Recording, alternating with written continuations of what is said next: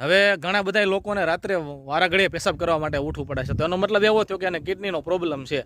હવે આ તમારે તપાસ કરો કે તમારે કિડનીનો પ્રોબ્લેમ છે, તમારે કરવાનું શું છે?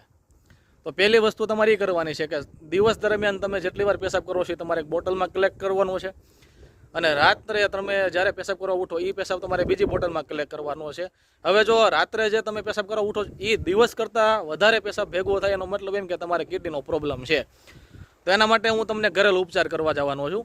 તો પહેલાં તમારે શું કરવાનું છે, પહેલાં તમારી ઇન્સ્ટા આઈડીને ફોલો કરી લો કે જેના કારણે તમને આવી અવનવી માહિતી જે ઘરેલું ઉપચાર છે એ મળતા રહે. હવે વાત કરીએ કે ભાઈ તમારે ઉપચાર શું કરવાનો છે. તો તમારે લીમડાના પાંદડા લેવાના છે. હવે કઈ રીતના લેવાના છે કે તમારો વજન માનો કે 10 કિલો છે તો એક પાંદડું, 20 કિલો છે તો 2 પાંદડા.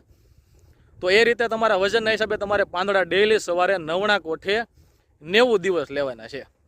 90 દિવસ તમે આ રીતે પાંદડા લેશો એટલે તમારે જે રાત્રે પેશાબ કરવા ઉઠવું પડે છે એ નહીં ઉઠવું પડે.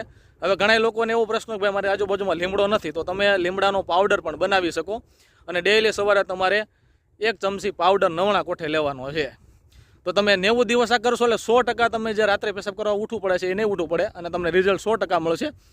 તો ખાસ જે લોકોને રાત્રે પેશાબ કરવા માટે ઉઠવું પડે છે એ લોકોના વિડીયો શેર કરો અને આવી અવનવી માહિતી માટે મારા ઇન્સ્ટા આઈડીને ફોલો કરતા જજો.